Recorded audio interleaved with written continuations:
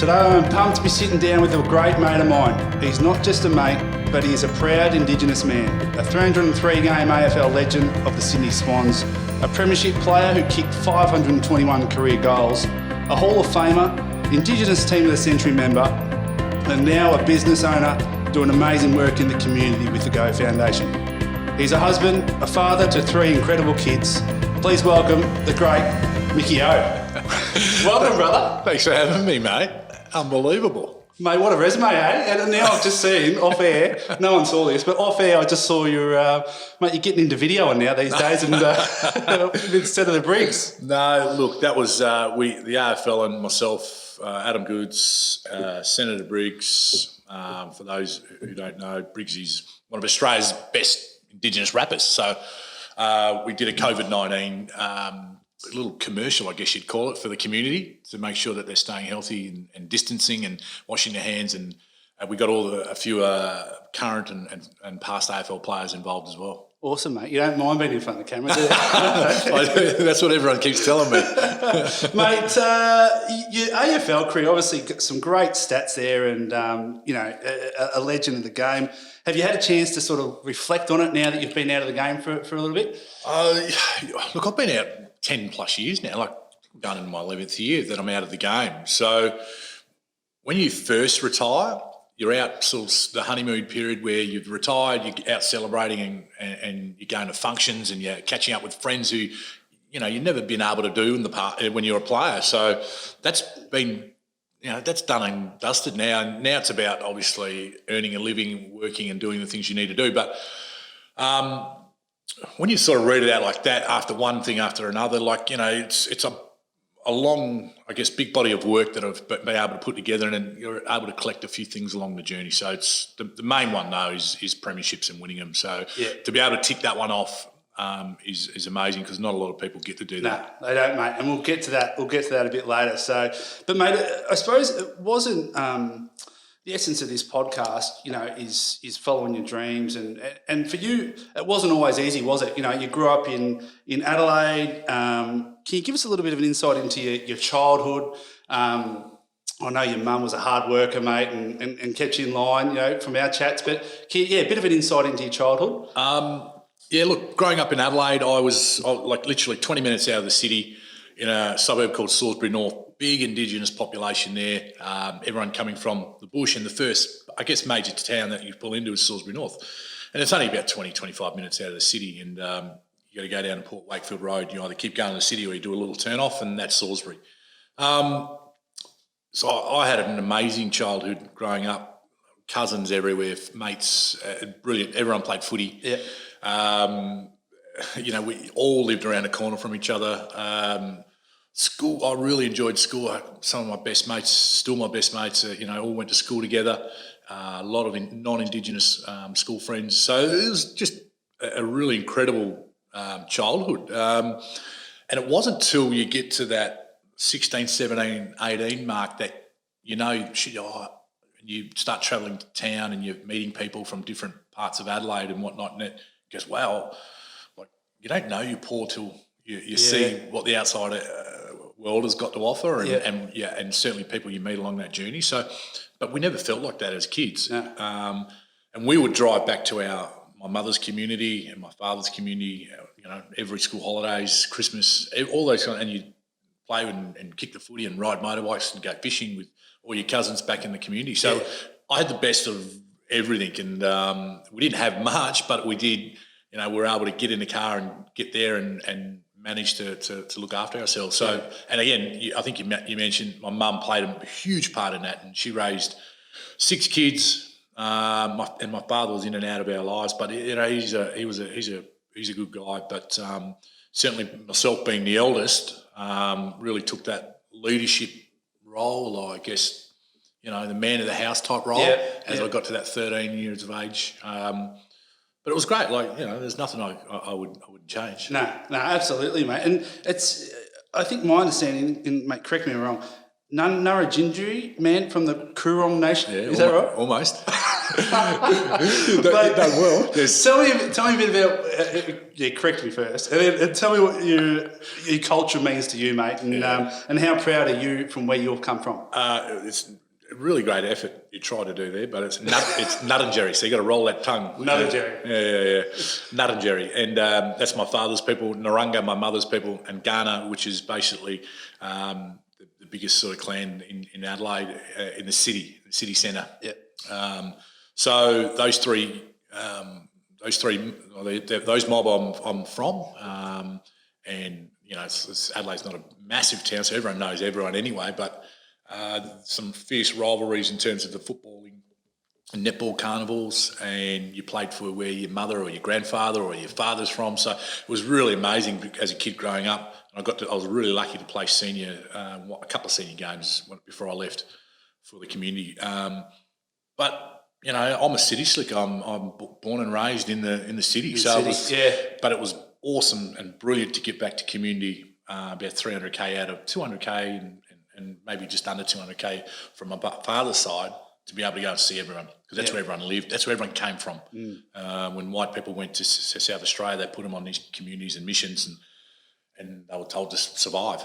And even though they weren't from there originally, they were dragged and lived. And so then they end up marrying people within those communities and end up staying for the rest of their lives and living in that particular place. So really hard, tough times for our elders and what they went through, and certainly made our life as young people growing up a lot easier. And it must feel good. We're just talking off air as well.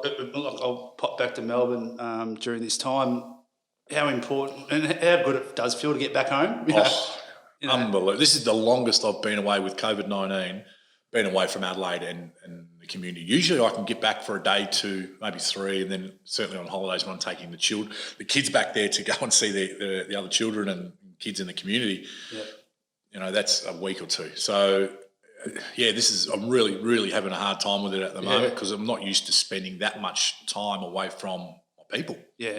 And certainly here, the Gadigal mob here in Sydney have been unbelievable. And I've always got great connections and people here, but home is home, and I really miss seeing everyone, and it's tough, but everyone's doing it tough at this time. So no, exactly right, mate. And I suppose moving from that it's National Reconciliation Week this week, and it was National Sorry Day yesterday.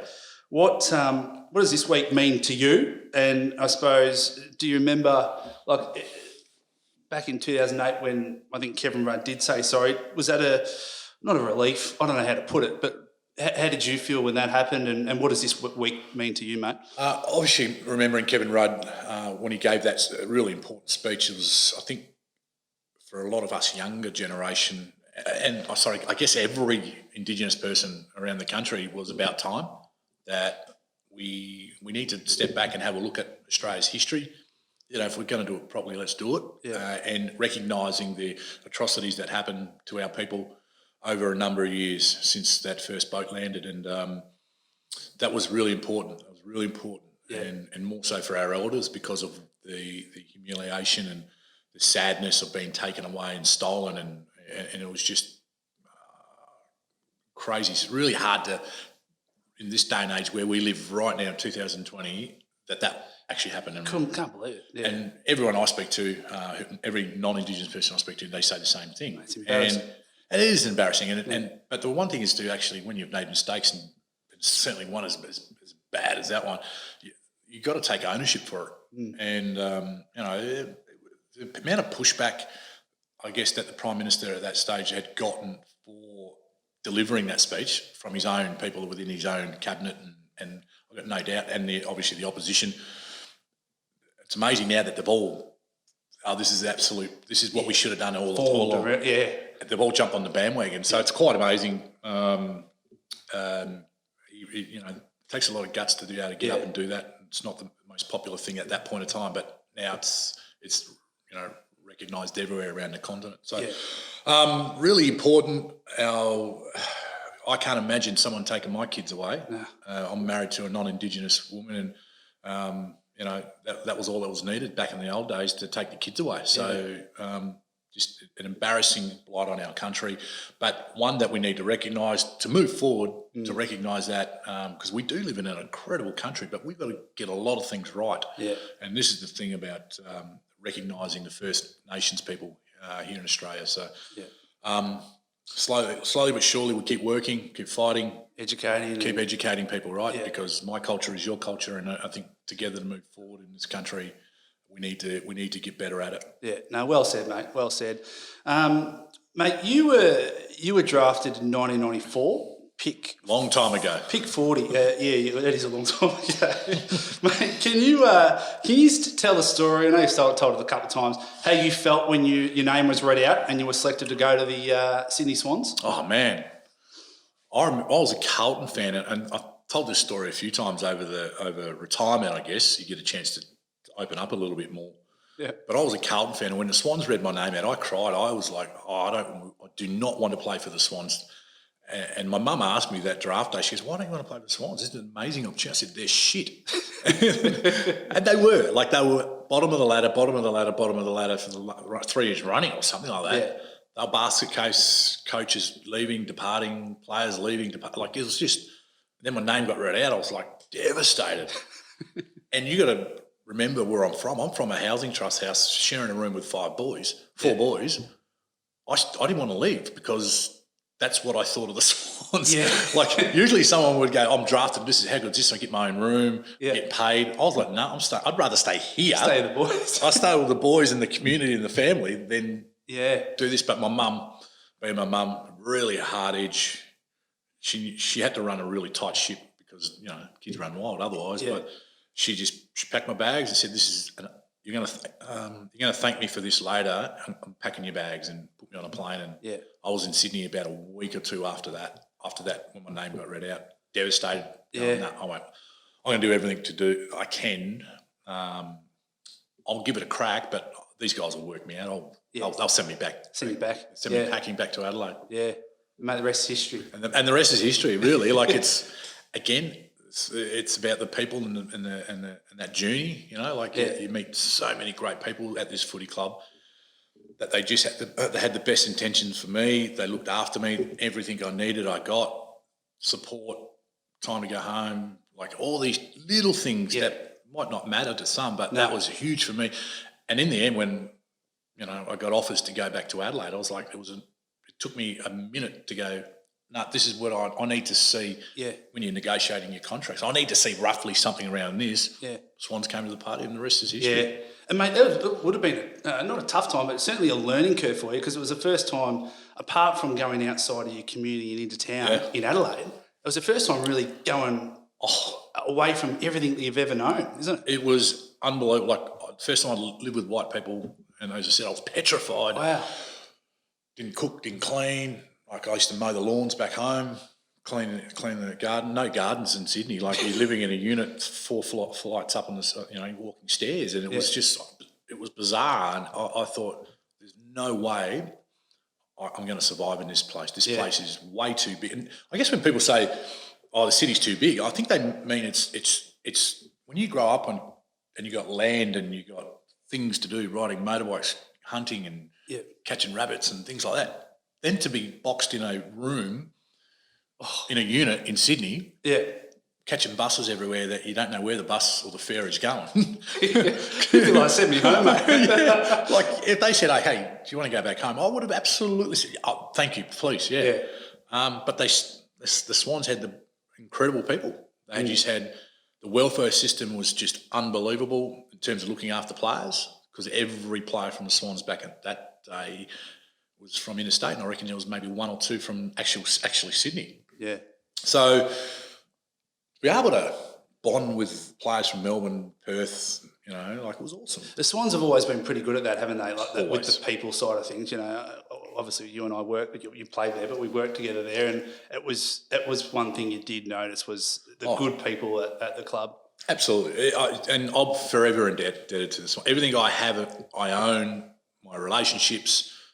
It's all from the Swans, and that was from my own personal, relationship building that I was trying to do, perseverance in that as well, trying to play AFL footy and struggling with the training and the professionalism of it all.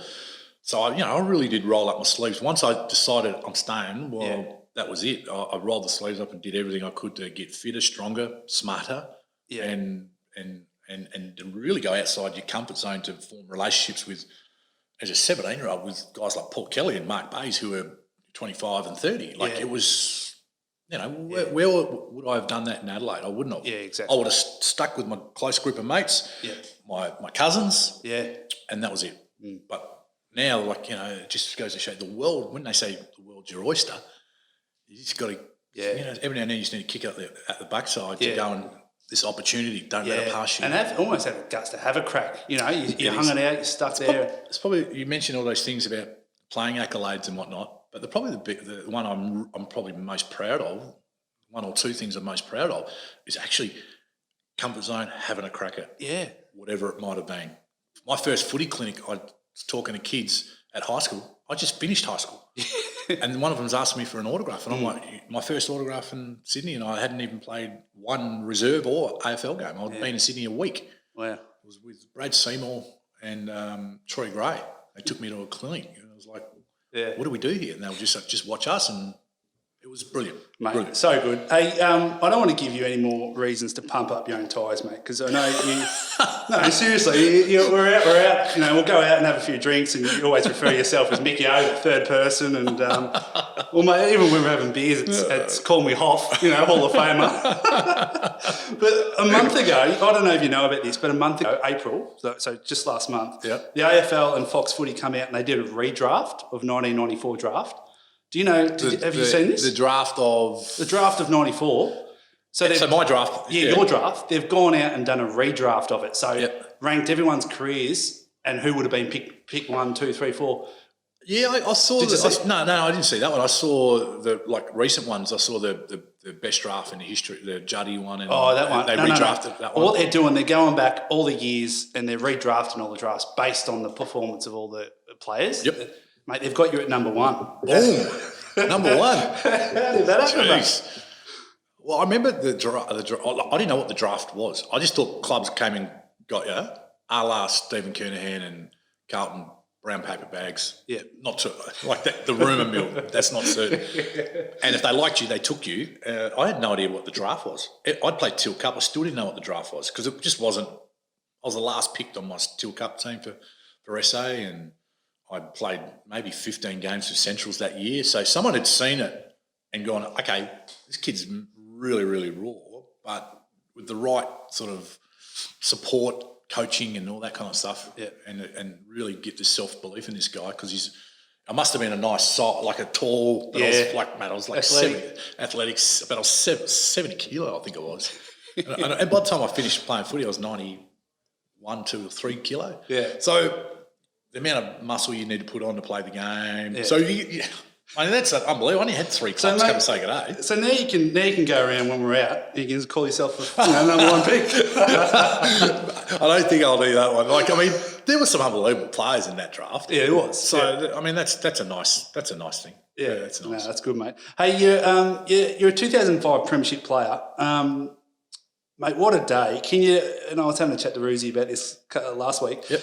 Mate, can you describe the feeling of the day, what it was like to be out there amongst all your mates and then when you heard that, I suppose, that final siren, obviously the reaction, but, can you take us back to that day, mate? Yeah, look, I played in the 96 grand final, lost it to North when I was 19. I thought we'd be back there the next year. Obviously, it took us so long, 2005, to get back there. Just shows you how rare they are. So we got there. The lead-up was brilliant. I think we had trained and did everything we possibly could do to get ready for it.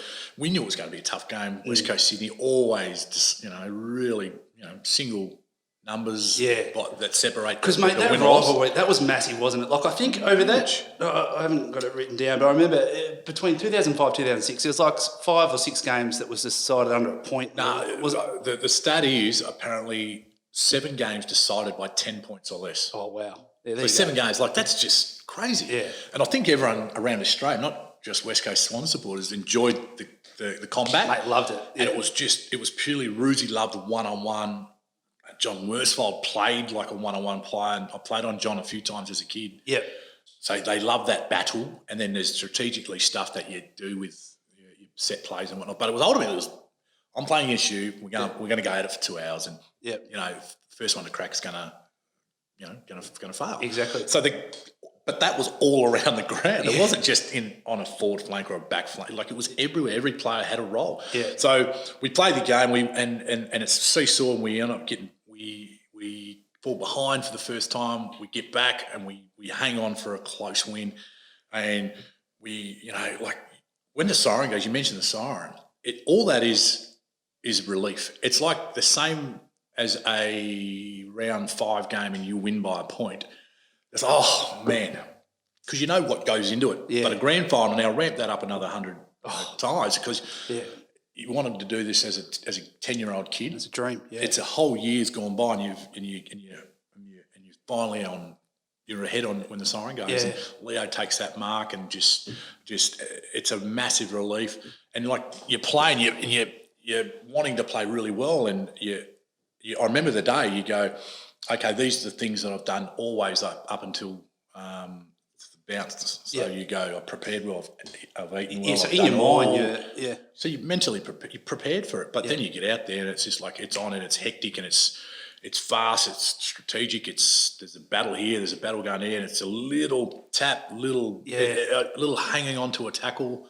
So all these things contribute, and then you come out on top, and then we go, oh my God! But then you fast forward a year, and we lose by a point. Yeah. So you go other end of the scale, isn't it, mate? The jubilate, like the excitement to win, to win by a few points. Yeah. Fast forward 12 months, and you've lost by a point. I can't explain to people what that's like. It still eats away. Does it really? 100%. And I don't care who you are. If you say it doesn't hurt, you get over it and you move. Like 1 point, mate. Yeah. 1 point. But they could tell their story. The Eagles could tell their story. Same way almost. They could go, man, we lost by 3 points. Yeah. We could have been back to back. Like, do you know what I mean? Yeah. But when you're on that side of 1 point in a grand final, not many people are there on 1 point. And I know St Kilda and Collingwood have that draw. Draw couldn't be like anything worse, but you got the opportunity to go again next week. Exactly. And then they got belted. But 1 point's really it's hard to swallow. Yeah. But mate, it was obviously a great day, and your memories, I suppose, as I said, just unbelievable. So all the guys you've grown up with, Leo, Barry, Goodsy, Kirky, all the guys you've grown up with, you just completed something. Yeah, exactly. And then I spoke to Ty Kennelly the other day, and the Irishman. So obviously Premiership flyer. There's a great picture of me, him, and Jude and Amon, I think it is, and we're standing on the fence after the siren, and I looked at Ty and I was like, what a journey he's made. Like him, Jim Steins and the guys from Ireland, they come all halfway across the world, play a game that they've never seen. Yeah. And I know when they speak about Jim Steins, how he's one of the absolute all-time greats, but then and his teammates got to see how he worked. So I got to see Ty work, not even knowing how to hold a ball to kicking a ball properly, just had an athletic ability to then standing there with me with my arm around and a Premiership player. Like, that is just incredible. Yeah. The amount of time, energy, effort that he put in. So that's inspiring for me. Yeah. It's just incredible. Mate, that's awesome. I still get goosebumps when I talk about it. It's funny you say it. I was leading on to my next question. What motivated you as a player? And was it to win a grand final, or was it like... Yeah, grand finals, what you want to do as a player. Yeah.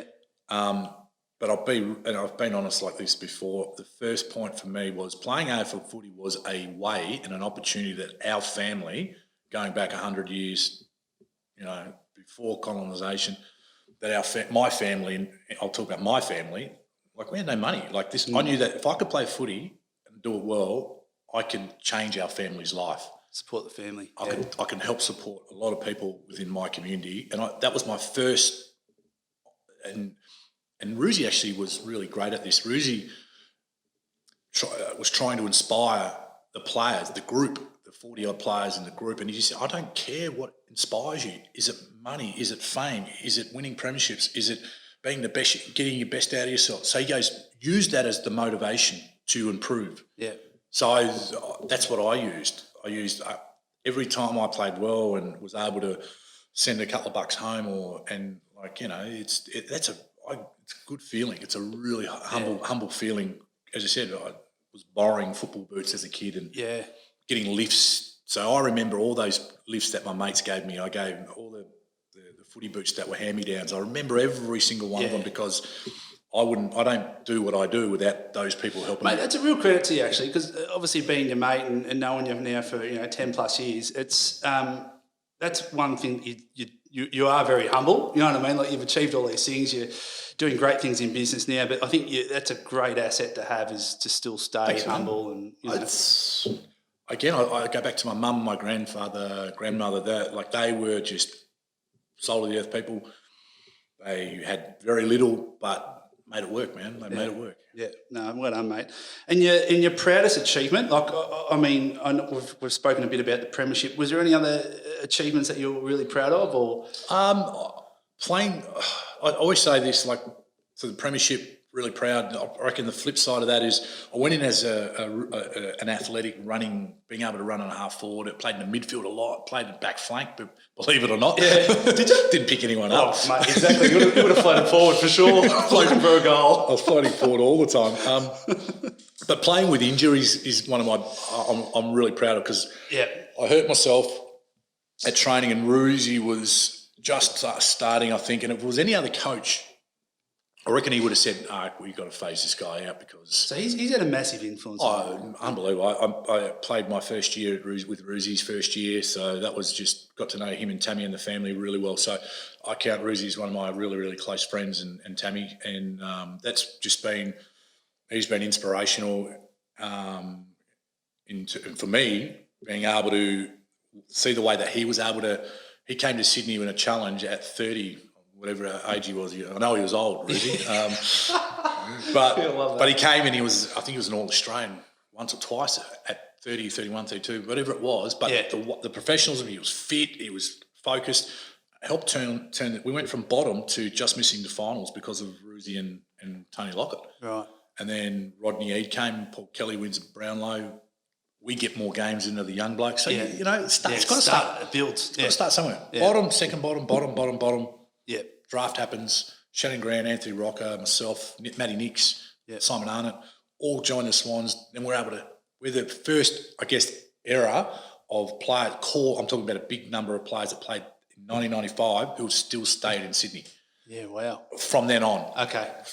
So 94, 93, 92, 91. Yep. It's a lot of guys. There's a couple still floating around. I love seeing them, but they go back to Melbourne or Perth or wherever they're from. So it's quite... amazing how the fortunes have changed, and we love the Swans and we go to most games. My lads in the academy. Yep. So Roosie played a huge part in that as an ex-teammate, then coach. And Roosie just said, "Hey, you're not going to be that running half forward." Nah, because it was in need of tendonitis, wasn't it? Yeah, I'd torn a little piece of the tendon, and it just took forever, and I had no fitness, and I was doing boxing and swimming, and I was just going crazy, and I love being around the boys and players. Yeah. Locker room's the greatest boardroom in the world. Locker rooms, there's no other place like them in the world. So that's one of the things you miss the most, I suppose. I don't miss playing. I miss banter. I miss talking. Have some real serious chats there as well. So I miss that stuff. But Roosie was able to say, "Hey, okay, forget that part of football right now. You're not going to be that running athletic player. You've got to transform your game and your thought process into becoming permanent forward, not leaving the 50 too many times, and you're going to have to chuck some more size on." And at the time, I was really lean. I'd come off a disappointing 2002 where form and injuries, and I was flying through the whole of pre-season. And then coming into the season, I was looking unbelievably. I was doing really well in the running, and then bang, done. Wow.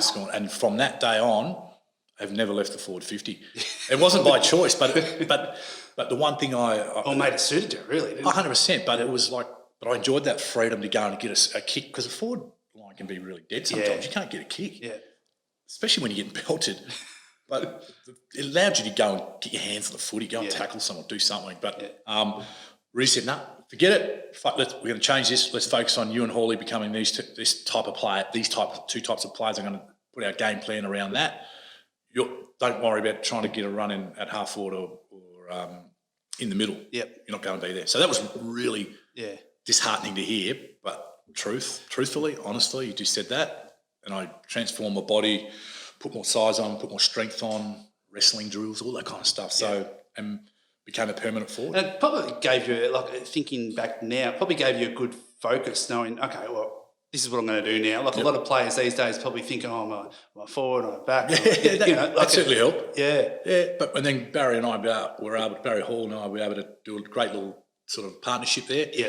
And then you had others chipping in and whatnot. So it was really, we had a structure, and then the Swans played Australia. Ruzi was able to tailor that with Ross Lyon and John Longmire and then Blakey and then, all these guys just using their expertise and, what they know about football, implement that into our game style, and it was incredible. And then Ruzi gave a new lease of life to a lot of other players, Brett Kirks, to Adam Goodses, all playing their roles. Yeah, Craig Bolton comes in and becomes one of our best ever defenders. Like, who would have thought? Yeah, exactly. Ruzi had this vision, and he had some great support around it, and was able to deliver the messages to the players individually and then as a collective really well. No, that's good, mate. Hey, just knowing you, I reckon another thing that's probably high on your list of achievements is the Indigenous Team of the Century. I went through the list, mate. It's unbelievable players in there. You got Premiership players, Brownlow medalists, North Smith medalists. Let me just read out a couple. Chris Johnson, Darryl White, Gavin Wanganeen, Polly Farmer going back a bit, Barry Cable. But then you've got like Andrew McLeod, Michael Long, Goodsey, Morris Rioli, Matera, Nicky Wimmer, yourself. Was that a great feeling knowing that you've been recognised and made that team as well? All those guys, certainly that older generation above me, I had their posters on my wall. Yeah, mate, Michael Long and these guys, Michael McLean, Gav Wanganeen, we're both from the Salisbury North Footy Club, and then he was the first one to go to the AFL, followed by Troy and Shane Bond, and then myself and my brother, and then others. It was just incredible. So Gav was my blueprint to leave SA and the Salisbury North Footy Club, go on and play for Port Adelaide or Centrals, then get drafted, then do what you need to do. Yeah. So that was inspirational. That's huge. You go to the Indigenous communities, that poster is up everywhere. Yeah. And now that we've had some other I've retired, and there's some other champs that could easily get a game in that team as well. And that's Buddy and Cyril and these guys. I was actually thinking of that. Like, there's a few that, geez, that probably could have made it as well. Sean Berger, like there's a number of guys, but that's the beauty of when you pick these teams at that point in time. Really, really, that's very humbling, mate. When my name got called out, I got full forward. Yeah, it's just so humbling. I can't explain to people when they're listening to this is that it blows your mind that you're in this team. Yeah, and they'll choose another one in another 100 years, and that team will look completely different. Yeah, mate, unbelievable, great achievement again, mate. We touched on it before with your injuries and I suppose the change in your career where Ruzi moved you forward again. And this question almost relates to life as well. Can you give an insight to everyone watching and listening how you pick yourself up when you do get knockbacks or kickbacks, and for yourself the injury became really frustrating for you? Like, what did you do to pick yourself back up? And injury, it's a part of the game, right? It's how you deal with them and how you can play with them. Every player's playing with some sort of struggle, injury, mentally or physically. My inspiration was thinking back where I'm from. I've got communities looking at me. Like, they might not be watching me that week. So you as a role model then? Yeah, I've got this opportunity to play. Why can't I go to training on time? Why can't I do extra work? Of course I could do that. Yeah. You know what I mean? It's not we become complacent and lazy and things like that. And every now and then you need a kick in the arse, and that's fine. But I think back on, I've been able to, as I mentioned before, I've been able to change my family's life. Yeah. Like winning premierships, playing with injuries, and then the other best thing and most proud of, and the best thing I've ever done in football is being able to build my mum a house. Yeah. Wow. Giving your mum a set of keys out of that shit box that we lived in to our own brand new house. That's like putting a medal around at Premiership time in 2005. Is it really? Wow. I can't separate them. Like that. That's two of the biggest things. Making the Indigenous team of the century is pretty special, but they're like sort of individual accolades, and like playing football, being able to help change our family's life. Yeah. So I think back when I'm going through a shit time, or I'm struggling, or I'm feeling lazy, or I don't want to do this, I need that little reminder, and I'm always conscious of it. Hang on, this all, you only get one crack at this. You might have 5 minutes, you might have 5 years, you might have 10 years. Yeah. So you've got a little small period of time to make an impact. And actually, Ruzi said that really well. He said you've got a small amount of time to make an impact. Whether it's positive or negative, it's up to you. Yeah. So that really stuck with me. Mate, that's a great message and a real special insight, mate. Thanks for sharing that. Mate, how important, leading on from that, how important is it to have, I suppose, that belief in yourself and carrying that, you just mentioned there how Ruzi said in one corner or the other, that positive attitude. So I suppose, how important is it to have belief in yourself and carry that positive attitude? Yeah, I think I'm a happy person naturally. I love talking to people. I love nothing more than having a laugh and ribbing teammates, because I rib myself more, like we both go back and forth. Yeah. And I'm at first Blake to have a crack at myself and have a laugh, and it's quite amazing, because you can't do that in the office. No. Like, you can't. So I love the banter around what sporting organisations do. It brings you closer to other people. You find out about more people. Some of the first people that I met, I was their first Aboriginal or Torres Strait Islander person they've ever had a conversation with. Yeah, wow. Not just said hello and kept moving, but actually conversation over 10, 15, 20 minutes. Yeah. So, I'm making an impact there as well, and I'm teaching them about my culture, and they're getting more of an understanding. Yep. And over years, that builds into a really great relationship. I could be digging holes. Yeah. I could be digging holes, but I'm on your award-winning podcast. That's it, mate. Plenty of followers on this one. I'm on your award-winning podcast talking about playing footy for 15 years. Yeah. It's unbelievable. It's great. Mate, life is awesome. And you get there because I've worked hard. I've had some luck, but I've fucking worked hard. Yeah.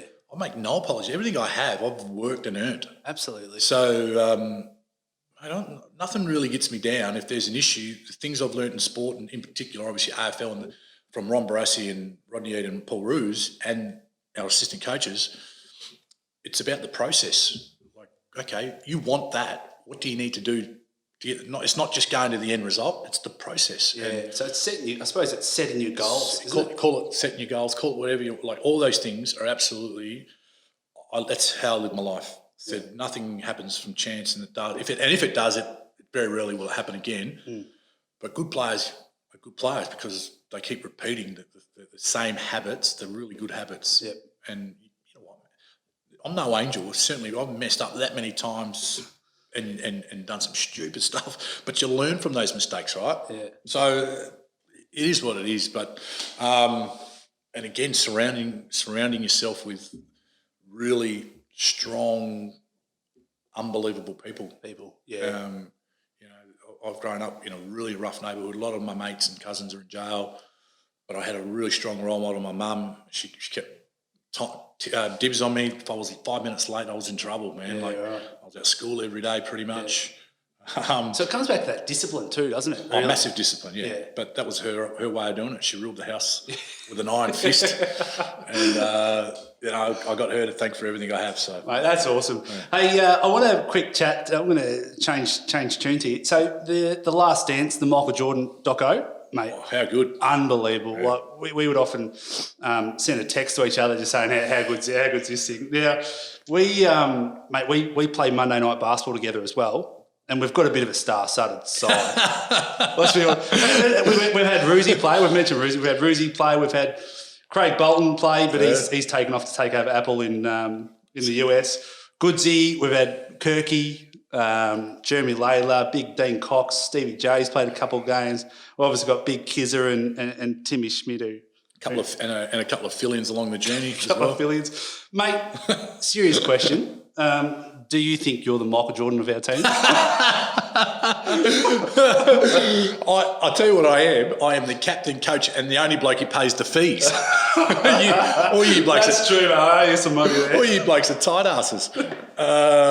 So yeah, you know what? I'm absolutely. I'm the captain and coach. So when I say someone's got to sit on the bench, so be it. No, how good are those nights? Like, we play every Monday night, and we've won a couple of premierships, and we play against them. Mate, we're the oldest team in the comp. Oh, easy. And we it's a great way to keep fit, that camaraderie. But you know what? We're all competitive bastards as well. So we're so competitive. We're yelling at each other if we're losing, and we claw our way back into the game. We win it, and everyone. It's like after a bad game, you've had a crack at someone, then everyone's apologised. Hey man, sorry about that. Mate, you've cracked at a movie. Yeah. I must admit, everyone has their whipping boys. but there's so much fun, mate, and we release a bit of fun, competitive energy. Yeah. And it's every Monday night, and we were either 1, 2, or 3, and it's been unbelievable. I don't think the competition likes us that much. We're a bit loud and crude, and Brett Kirk and Goodsy throw their weight around a little bit, but they're brilliant. I can't wait for it to get started up, to tell you the truth. I'm really missing that release of energy. Yeah, same, mate, same. Mate, watching The Last Dance, I suppose, and sticking on that theme, and we obviously play, as I said, on a Monday night. Mate, what was it like seeing one of your very close mates on there, Scotty Pippen? You just stitched me up here. Mate, it's my only chance to get you back. So not too many people know this story, but can you just tell everyone why would I tell that? Was it Hawaii or Vegas? Yeah, we just won the Premiership, and we're on the last day in Hawaii, been there for a week, and we're in the nightclub, and someone yelled out, Scotty Pippen's over there. So Goodsy and I went over to say g'day to him, get a photo on the old wind-up. The wind-up the old Kodak bloody wind-up, things like $20 at the chemist. And we went over to him and we asked him for a photo, and we had a few schooners, obviously. And I've asked him, and Goodsy's standing right next to me, and I've asked, because I've had a skinful of it and ready to rock and roll, and Scotty, can we have a photo? And he's gone, no. And I started laughing like, oh, nah, man, it's not a joke. Come on, man. and he's basically he's looked up again, he's gone, nah. And his bouncers came over and said, go, please leave. I went, yeah, okay. I went to go to Goodsy and went, hey, okay, Goodsy's already done a moonwalk back. He's left me hanging. The boys are over there looking, and they're like, what's going on? And then when they knocked me back, they all absolutely lost it. They're all laughing. There's 20, 30 guys there. But I thought that was okay, because I thought, he's a superstar. He doesn't want to, he doesn't want to be bothered. But you're a Premiership player, mate. Yeah, I know. That's what I was trying to tell him.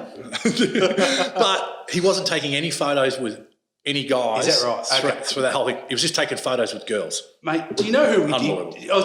I'll move on from that one. I know you don't want to. You know who we did get a photo with? And we actually have touched the Premiership, not Premiership, what's it called? The trophy, NBA trophy. Oh, was Paddy Mills.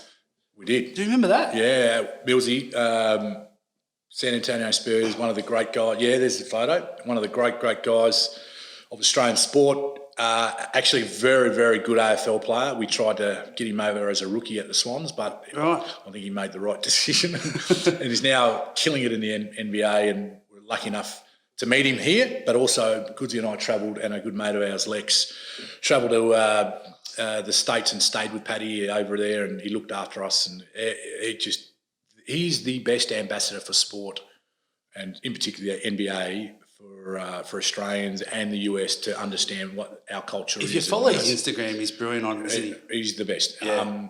So I've sent a number of mates over to him, and he's looked after them for a ticket or two, wherever they may be playing in the States. Unbelievable guy. Yeah. Unbelievable. Must have been a training session, mate, because we're both decked out in our Swans kit and that one. Yeah, it must have been. You'll have to show it on your podcast. Yeah, I will. It was a special day that thing does not leave the States that often. That's funny. Mate, in all seriousness though, did you take much out of the Jordan doco? No, I'd read and watched everything of Michael Jordan. Because I idolised him. The first VHS video that came to Australia was Come Fly to Me. And That's right, yeah. Come Fly with Me. And it was Michael Jordan's first ever video. and it was 30 to 40 minutes of just MJ, and Australia had never seen as much of that ever. Like, no internet, none of that stuff. So whatever you can get your hands on, they played the NBA once a week. I think it was back in the day. And Chicago, Lakers, Celtics were all playing. So if you're lucky enough to watch MJ, you were lucky enough to watch. But then this video dropped in Australia, and Australia went crazy. Yeah. That was the first part. And then you can remember, and everyone else, Bird had it, Magic Johnson had a video, and they're all getting delivered to Australia. So you had to order it at your sports store. Yeah. Then there was the best slams, and there was the slam dunk. Like, all these things landed in Australia, and it was at those early 90s. It was just incredible. And MJ was just about to hit his peak. And so watching The Last Dance, I was just loving it, watching it with my kids. Yeah. My daughter plays basketball, my son plays basketball, and I'm like, man, I remember that. But then the best thing, some of that behind-the-scenes stuff, I was just blown away. How was it? He was a relentless perfectionist, ruthless with his teammates, which you can't do at AFL level as much as what he was doing. Really? Okay. You could there's leaders and there's ruthlessness, but you need 22 that coming weekend to play really, really well, and you're only as good as the guy, defending or kicking goals if you're playing him. So MJ had the ability to get up and down the court and impact the game every minute pretty much. Whereas if you kick the ball from the back lines, he's got to sprint all the way up the other. And there's a different element to fitness and physicality and all that kind of stuff. So basketball's a different game. You can't do that in the team sports that we're used to, I guess, because you don't see the ball all the time. He saw the ball every 40 seconds. He always had it in his hand. Always had it in his hands. Yeah. He had it, and then he was either stripping the ball or playing with it, and it was like unbelievable. So, not a lot of people liked him, but I don't think that bothered him. So he's wanted to win. He's wanted to win. Mate, you just mentioned the kids. You're a husband to the amazing Emma, who's I know she's a fit running machine, mate. She runs with, actually I caught up with Jamesy a couple of days ago. She runs with Alana and does the 440. But, mate, you're a father to Taya, JJ and Lenny. Yep. How has fatherhood changed you? It hasn't changed me too much. I'm still that big kid having a laugh with the kids, trying to anyway. I think watching and articulating and passing on knowledge is probably where I come into stuff. Emma's just unbelievable. She just holds everything down. Emma's got a degree from the university, and I finished year 11, so we're worlds apart in that educational side of things, but it was just the kids have got the best of both worlds, I believe. We're just plenty of love, tell them you love them. When they need help, they'll let you know, but trying to teach them some resilience as well. Yep. And they love their sport. James is in the academy, Swans Academy. So he's I'm like a typical dad. If I pass some knowledge on, he's really good at it. But then in the end, he'll just go, okay, Dad, okay. Yeah. Well, that was going to be part of my next question, because I still remember last year, I think, you called me from the car. JJ was in it. And you go, Goody, JJ wants to tell you something. And he just made the New South Wales team. Yeah. Unbelievable. And Taya's a gun basketballer. Yeah, they're doing their thing. And Lenny, she loves her ice cream and dancing. Dancing, ice cream. She's a bit of a runner. She does play basketball, but she's dancing on the basketball court. So I suppose my question is, how do you manage the kids' expectations? Because they would have been around you as a player, professional in the footy scene. How do you manage those expectations? Yeah, it's hard. I think James is starting to get his head around it a bit more now, but he's a completely different player than me. He's a left footer, plays midfield like majority of the times. And we'd grown up in two different places, right? I had 50 cousins in the backyard kicking the footy, and there's only one footy, and the footy was flat. So everyone trying to get a kick, right? James has got 100 footies at our house, because Dad gets him footies. Yeah. And he's kicking the footy with three of his mates. So it's really different. But letting him do his own thing, give him a couple of tips here and there. And the only thing that I probably repeat over and over and over and over again to both or all the kids, I guess, is their effort. And if they're going to do something, do it properly and have fun with your mates and bits and pieces. But if you're going to do it, do it properly. And that's the training. I love watching the kids train, and they put really big effort into it. They work hard, and they're so young. So my view is just they'll find their own way, but just the responsibility for them is that Mum and Dad are paying good money for them to get boots and Yeah. go into these things. So, like, if you don't want to do it, let us know. Yeah. But if you're going to do it, you know, give it your best effort. Give it your best shot. And everyone tells their kids that. But they're definitely going to come to, and in particular, James will go, my dad played AFL, that means I have to play AFL. So my conversation with him now, mate, there's no guarantees you'll play AFL footy. So that's why you've got to give your best effort. And you've got some of my attributes, you've got some of Mum's attributes. It's quite interesting. It'd be interesting how this sort of pans out. If he makes it, mate, like every no pressure though. No, like every I think he puts his they put it on themselves.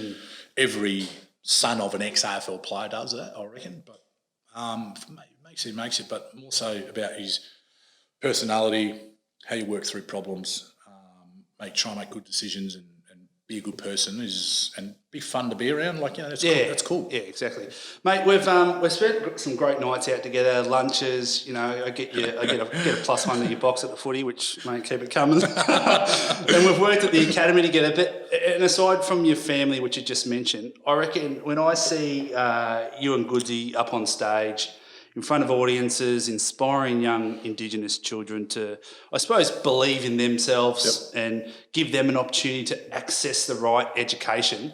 Mate, I really think, you know, that's a point when you're at your best as well. Okay. Thank you. Can you describe what the Go Foundation means to you and why you and Goodsy put it together? Thanks, mate. The Go Foundation is we're in a foundation that literally just we put kids into schools. We help with the fees, I guess, and some mentoring, and we want to help the mums and dads out there in the communities that, you know, you can go to the local public school, which is unbelievable, which I'm a product of, but there are other opportunities, and we want to, I guess, broaden their horizons of what's out in the world, and that with the right support and mechanisms, you can be anything you want to be. And ours is a non-sporting foundation. So if you kick a footy and you're amazing at it, doesn't mean you're getting a scholarship. We want kids who are just going to have a crack at school, and we don't need any more football players. We need more CEOs, managing directors, business owners, and lawyers and doctors and things like this. Right? That's really important because not everyone can kick a footy and the discipline that goes behind that. But everyone can go to school on time. Everyone can have a crack, do their homework, or try to do those things. Yeah.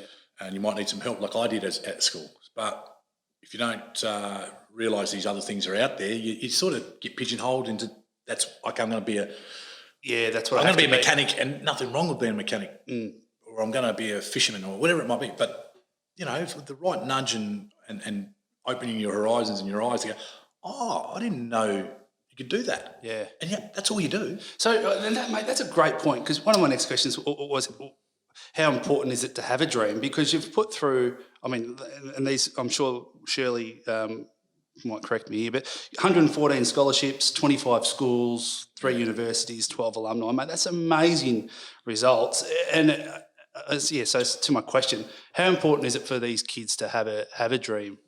It's like, as a kid, I grew up wanting to be an AFL footy player, and it wasn't until high school that they said, you know, guarantees of playing AFL footy, Mick. And I wasn't travelling that well at footy anyway at that point. You know, teenager discovering school and girls and mates and things like that. So I was like, you know, it wasn't a massive priority at that point. Like, they're a lot more switched on now. Yeah.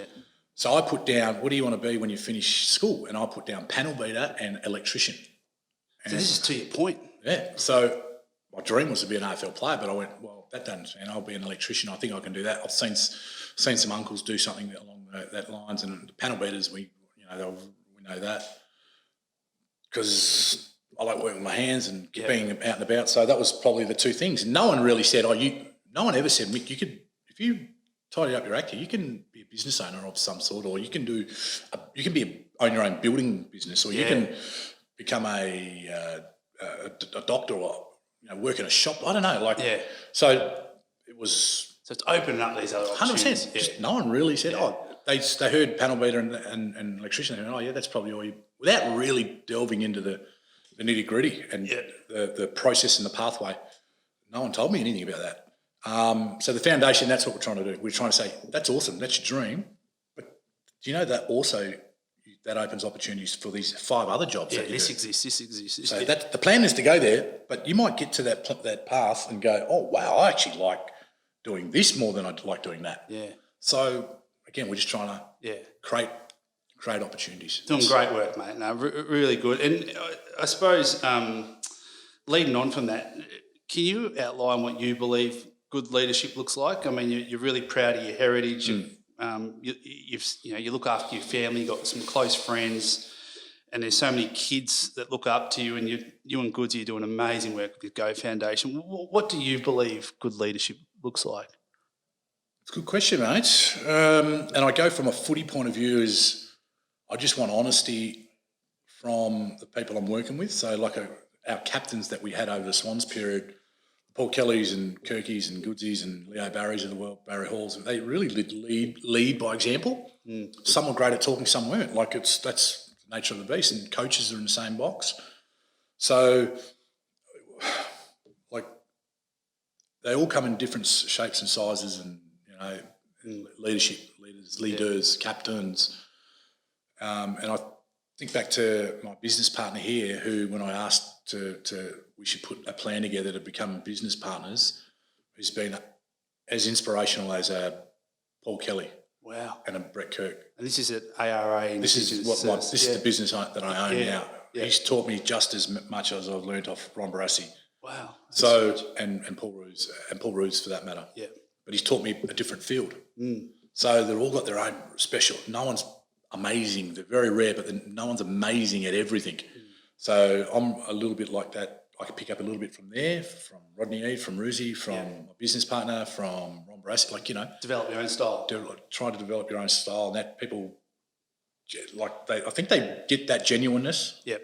They know you're genuine, and proof's in the pudding. So if you're the first in, the last to leave, people go, man, I love people relying on me. I love it that people can trust me with their thoughts, or they know, Mick, I need you here at this time. Can you make sure you do a bit of a walk through the building because we need to price this thing up? Yeah. They know I'll be there. You'll be there. I'll be there at 8 in the morning on the dot. Yeah. So I love that. So that's a good part of leadership as well. That reliability is a really big thing. People can trust me to do stuff. So, and then when you actually mess up, people go, no, mate, that's fine. Don't. Yeah. I know it wasn't on purpose. No. Whereas and you meet people along, you go, man, this guy's he's taking the piss here. he's dodgy as. Like, I don't. But you pick it up on it, don't you? Pick up on it. People pick up on stuff like that, man. Yeah. Like, so I like to think shit. So I suppose sticking true to your word. 100%. You shake someone's hand, and you say you're going to do it. Yeah, you do it. Go and do it. I didn't have a contract at the end of the last 2 years of my career at the Swans. I had a handshake deal. Really? I didn't know this. I had a handshake deal to say. Obviously signed it. Yeah. But it was a handshake deal to say with Andrew Ireland to say, and one of the most honourable people I know on the earth. Yeah. He just said, mate, you do these things. We want you. We love you. We want you to finish your career in a really, really positive way. Wow. So it was really good. And I understand not many people get that opportunity, but I'd earned it. Andrew recognised that. Ruzi recognised that, and it was an easy decision. So that's awesome. Those types of things, right? Yeah. So all form part of it. And I'm sorry, I probably didn't articulate it as well enough, but that's everyone is different, and everyone you don't get it right all the time. No, that's a great message, mate. Mate, heading towards the end now. The final quarter, can you take me back to 2014 and what it was like for you to go through that with Goodsy? And I suppose, I mean, I know you very well and obviously was around then as well, but do you think about it much? Do you guys talk about it anymore, or is it just in the past now? No. Goodsy and I don't speak about it too often. Every now and then it will come to a conversation. It's not something I go, hey, mate. Yeah. My view is, like, I'm always, he knows I've got his back, he's got mine. And we're tight as, and we speak to each other every week, obviously, every second or third day. And my whole process on that was just making sure that he was okay. And I was getting a million phone calls and texts, but I wasn't prepared to talk and do anything because I was waiting to hear what my mate wanted me to do. And he didn't know what to do at some point, in some of those points as well. So it was like, no, I'm just there to put my arm around him. and to show him, and that's what he needed at that point, and he's just gone on in leaps and bounds. Just an unbelievable person. When you hear him talk in the final quarter, how he comes across, how articulate, how smart, how measured he is, and calm and collected. So it just blew me away. I remember doing the interview, then forgot about it. Then when I saw Ruff, I went, oh man, and it takes you back. So really tough. Man, imagine if that was your son or your daughter going and you'd go and watch him, and every person in the stadium was booing your son or daughter just going near the ball. And you got to remember, Goodsy was the most beloved player and requested player at the AFL. Yeah, wow. And then he won one award, which is the Australian Year, and then everything got magnified on him. Yeah. And it went, what? Like overnight, it started when they announced the winner. The Twitter was going crazy. Yeah. Oh, why did you give it to this black so-and-so? Really? Yeah. How did this Abbo win this? It's unbelievable. So I can go into a lot more depth on a lot of things, but I won't. But it was just a tough period when that unfolded. And that my best mate, I couldn't do anything to help him.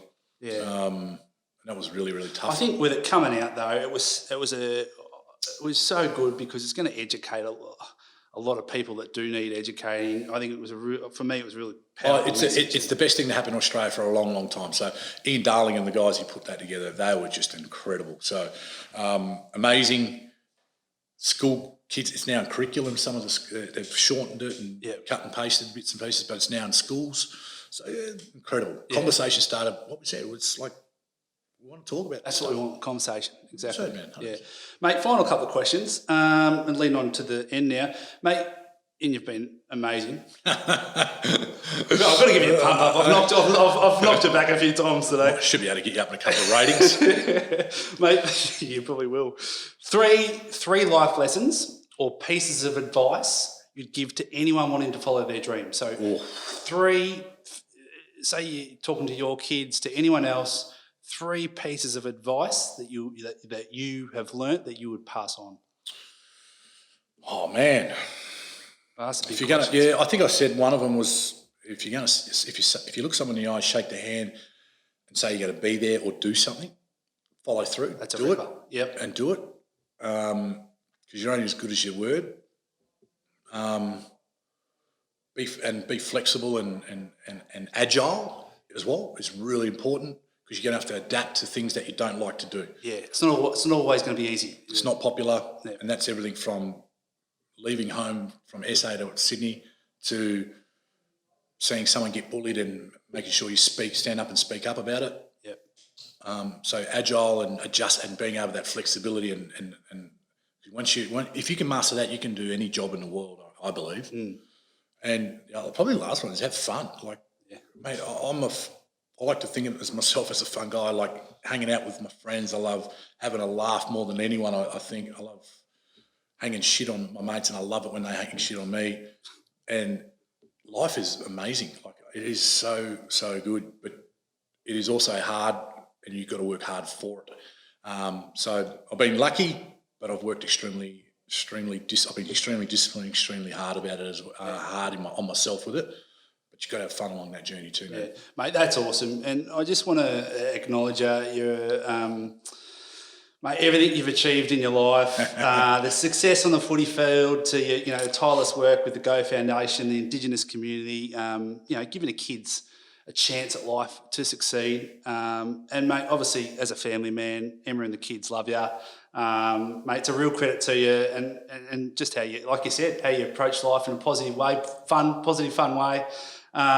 And mate, you're also a great mate of mine. So, there you go, mate. Can't wait to have a few beers and vodka sodas, nice and shortly, mate. Once this is all finished. Hey, mate, just quickly for everyone out there, where can they find you? Social media. Look, I'm on the Twitter sphere and obviously Instagram, and we follow the business. My business is called ARA Indigenous Services. We're a big maintenance cleaning company. We do some. We're one of the biggest ones in Australia. Indigenous owned, so mate, really proud of offering jobs and opportunities for our people, but doing a really good job at maintaining and cleaning a lot of commercial buildings. So hit us up there, ARA Indigenous Services, and Yeah, it's been brilliant. Mate, Been really, really good. Thanks You're a for bloody having me. legend. Hey, one final question. What's your definition of success? Happiness. Mate, you're a bloody legend. you go. Hey, My man. brother. Thanks for coming on. Thank you for having me. Too easy. Good man. How good was that with my great mate Micky O?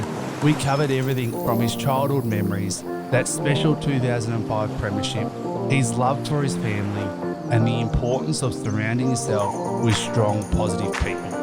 But how about his proudest moment, where he is able to change his family's life forever and he built his mum a house? What a legend. And just a reminder, guys, if you enjoyed this episode today, please share it with your friends. Tag me on Instagram and subscribe to Apple iTunes and Spotify accounts so you don't miss an episode. Until next time, you guys know what to do. Get out there, face those fears and live those dreams. You'll be okay.